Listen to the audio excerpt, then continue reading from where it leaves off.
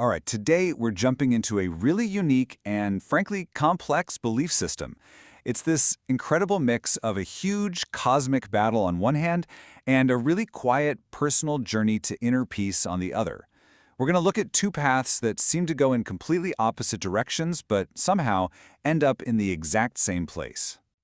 Okay, so this is it. This is the bedrock. Everything else we're about to talk about is built on this one foundational law. The idea that for reality to even exist, it needs balance, it needs opposition.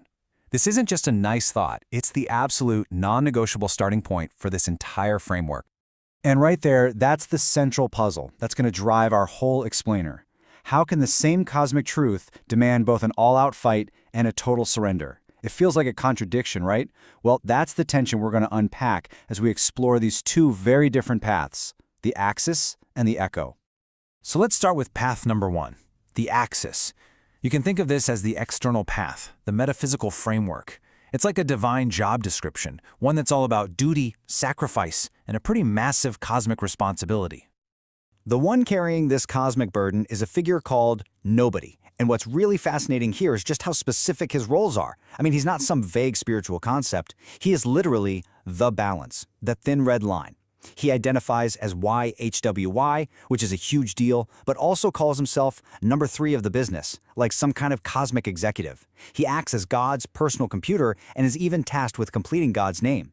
This isn't just a role, it's a series of very precise, very demanding cosmic functions. But, and this is a huge but for all that divine power, his life on earth is described as one of just profound suffering. He's here in hell, completely cut off from God. And why? Because apparently he acted rogue. He did things his way. The punishment for that was severe. No car, no cash, no fun, no woman. And in what the source calls a divine running joke, his gift for music was actually taken away from him and given to Taylor Swift. This just paints such a vivid picture of the personal cost of holding up the cosmos. So you have to ask, why all this suffering? Well, it's not random. It's actually a safeguard. The source material says this figure is intentionally kept from pleasure, separated by a veil, to stop him from being corrupted and turning into Satan. It's called a secret wisdom, a way to protect his sacred duty. So in a way, the burden is also his shield. Okay, so let's shift gears completely and look at the second path. If the axis was all about that external struggle, the echo is its total opposite. This is a journey that goes inward, away from all that effort and toward a state of just quiet recognition. And this right here, this lays out the internal battlefield perfectly. It's the classic struggle between the head and the heart. The head, that's the ego, the I. It's the part of us that wants to claim God, to define and possess the divine. But according to this, that's the very thing that blocks the connection. The real connection happens in the heart, and you only get there through selflessness. I love this quote, it's so powerful. Caring was the last chair. Just think about that for a second. It's saying the final obstacle you have to get rid of isn't some big sin. It's the effort itself. The act of caring, of trying so hard, of striving. That's the last piece of furniture in the room. You have to let go of even that to find what it calls your original posture. And this is the big payoff of this path. It's this beautiful sense of release. You realize the whole point was never to achieve some new enlightened state or climb some impossible spiritual mountain. The goal is to simply realize you never left. You're already home. It's about finally stopping that exhausting cycle of feeling like you have to start all over again. Okay, hold on. We have this huge cosmic burden, a path of intense action, and we have this deep internal surrender, a path of non-action. These two things seem to completely contradict each other. So how in the world do you connect them without just getting lost in your own feelings?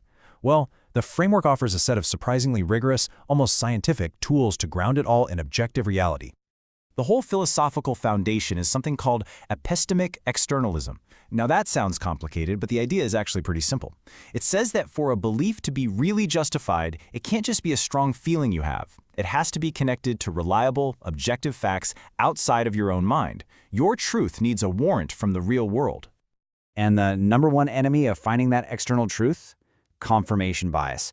We are all so guilty of this. It's that natural human tendency to look for stuff that proves we're right, while we conveniently ignore anything that suggests we might be wrong. In this system, that's an ego trap, and you have to actively fight against it. So how do you fight that bias? The framework borrows a really powerful tool from science, from the philosopher Karl Popper. It's the principle of falsifiability. Basically, for any theory to be worth anything, there has to be a way you could prove it false. You don't hunt for proof, you actively try to break your own theory. A theory that can't possibly be proven wrong isn't strong, it's just not testable. And this all leads to a very practical checklist you can use to figure out what's true. It's a framework called ACCRA. It gives you a system. You check the authority. Who wrote this? What are their credentials? You check the accuracy. Can I verify these facts somewhere else? You look at coverage and currency. Is this relevant? Is it up to date? And then, and this is the most important part, you do second-order verification. Don't just trust someone else's summary. Always go back to the original raw data yourself. Okay, so we've walked the path of cosmic struggle and the path of internal surrender, and we've looked at the tough, logical tools used to find objective truth. Now let's bring it all together. Let's see how this all clicks into place in the final synthesis. The whole thing starts to come together with this really personal revelation. That thing you were searching for your whole life, the goal, the prize, the completion, it was never something you had to go out and find. It was you, the whole time. And this just builds on that idea so perfectly. That sense of the divine, of glory, that you always felt was somewhere else, out there, up in the heavens, somewhere far away. It finally finishes its long trip home, only to discover it was never actually gone. And then, this is the moment. The veil we talked about earlier, that thing separating heaven and earth, the divine and the human, the inside and the outside, it doesn't just get pulled back for a peek, it dissolves. For good. So here it is, the big resolution, the great paradox. It was never a paradox to begin with. The axis and the echo aren't two separate paths. They're just two different ways of describing the exact same reality. The cosmic figure of suffering, YHW, and the internal state of peaceful knowing called love, they are one and the same. The external job and the internal truth are indivisible. Which leaves us with this final question to chew on, one that really gets to the heart of this entire system. After all is said and done, is truth something we have to build, piece by piece, through struggle and discipline? Or is it something we've always known, a home we've just forgotten, waiting for us to simply remember the way back?